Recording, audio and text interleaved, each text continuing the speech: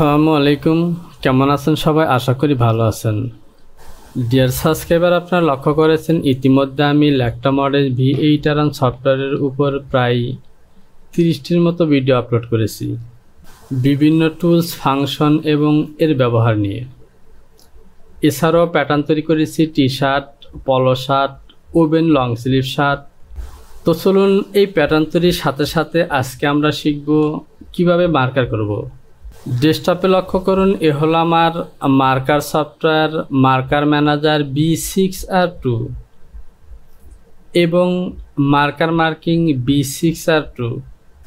তো মার্কার করার জন্য আমি সফটওয়্যার দুটি ব্যবহার করব, কারণ B6R এই আপডেট সফটওয়্যারে প্রথমে মার্কার দিয়ে মার্কার করতে হবে, এরপর মার্কার মার্কিংয়ে চলে যেতে হবে।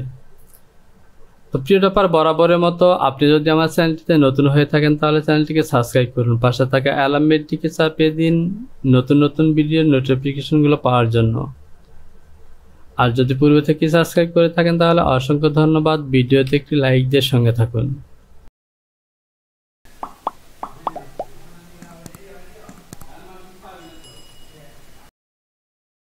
তো মার্কার করার জন্য আমাকে শুরুতেই চলে যেতে হবে মার্কার মার্কিং এই ফাইলটিতে। আমাকে এটি ওপেন করতে হবে। তো আমি ক্লিক করেছি, দেখতে পাচ্ছেন ওপেন হয়ে গেছে। ওপেন হওয়ার পর এখান থেকে আমরা সরাসরি চলে যাব অ্যাক্সেস পাথ বা এই যে ফাইল অপশনটি দেখতে পাচ্ছেন, এখানে ক্লিক করব। তো এখান থেকে আমি এই ফাইল অপশনটিতে ক্লিক করে দেব। ক্লিক করার সঙ্গে সঙ্গে দেখতে পাচ্ছেন আমার সামনে একটি পেজ চলে এসেছে। এখান থেকে আমাকে এই ঘরগুলো পূরণ করতে হবে। এখান থেকে দুই ধরনের সিস্টেম আছে। একটি হলো এই যে বাম সাইডে নিচে আইকন দেখতে পাচ্ছেন নিউ, এই নিউ অপশনটিতে ক্লিক করে দেবেন।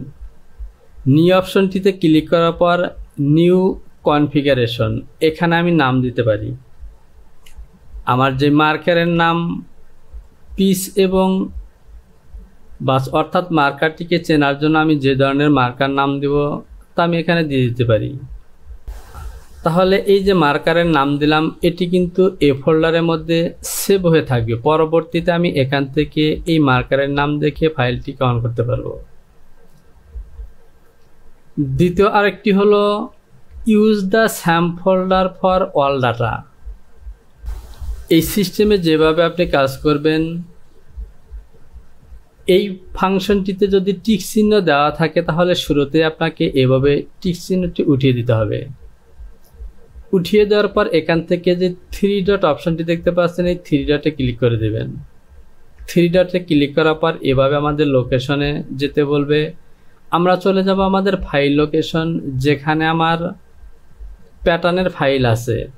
তো এখান থেকে আমি যাব দিস পিসি, এখান থেকে প্যাটার্ন, এ হলো প্যাটার্ন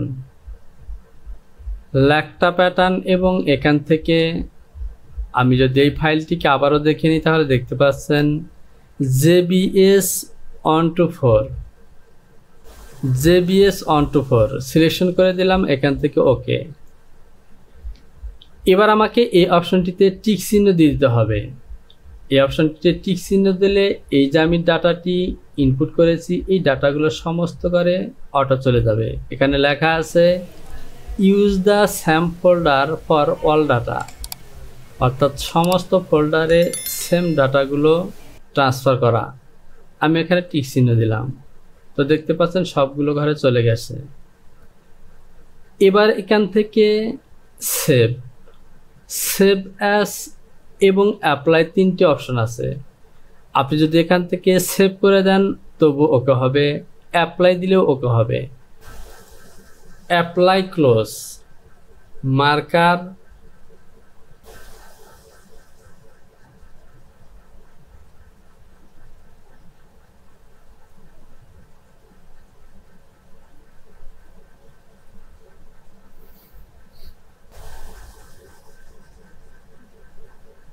ফাইল। তো দেখতে পাচ্ছেন এখান থেকে ওপেন এবং লিস্টের সেই পূর্বের ফর্মটি চলে এসেছে। এবার আমি এখান থেকে চুজ এই অপশনটি ক্লিক করব।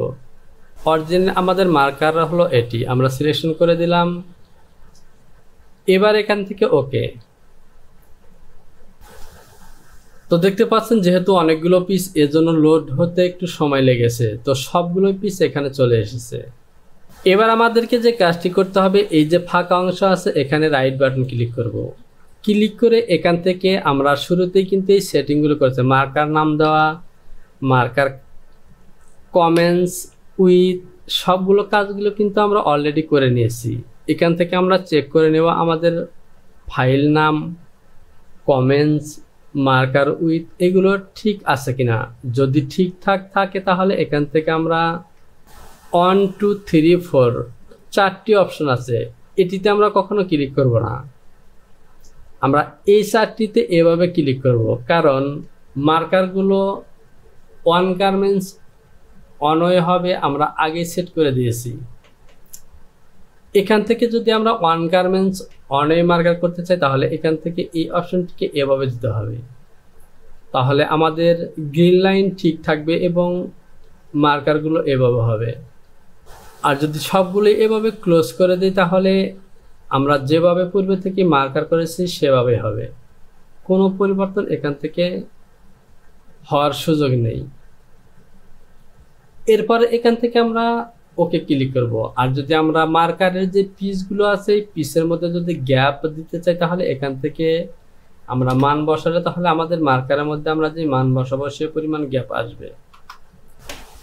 তো এখান থেকে আমাদের সেটিংগুলো হয়ে গেলে আমরা এখান থেকে ওকে ক্লিক করব। এরপর চলে আসি ডান পাশে। এখান থেকে যে বিভিন্ন অপশনগুলো দেখতে পাচ্ছেন এগুলো নিয়ে আমি পরবর্তীতে কথা বলবো। আপাতত শুধুমাত্র মার্কার করার জন্য ডান পাশ থেকে এই যে ঘড়ির মতো দেখতে পাচ্ছেন এখানে ক্লিক করতে হবে। তাহলে দেখতে পাচ্ছেন মার্কারের প্রসেসিংগুলো শুরু হয়ে গেছে।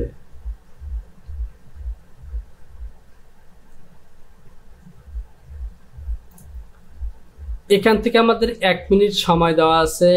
1 মিনিট পর্যন্ত এই মার্কারটি যতটুকু ইফিসিয়েন্সি বাড়ানো যায় অটোভাবে বাড়বে। আর যদি আমরা 1 মিনিট সময় না দিতে চাই তাহলে আমরা কিবোর্ড থেকে F12 এটিকে প্রেস করব। তাহলে দেখতে পাচ্ছেন আমার মার্কারটি শেষ হয়ে গেছে। আমাদের মার্কারের প্রসেসিং শেষ হয়ে গেলে এখান থেকে চলে যাব ফাইল, এখান থেকে সেভ। আমি ফাইলটিকে একবার সেভ করে নেব। তো দেখতে পাচ্ছেন আমাদের মার্কার হয়ে গেছে। এবার লক্ষ্য করুন আমার মার্কার ডান সাইডে আরো আছে যা দেখা যাচ্ছে না।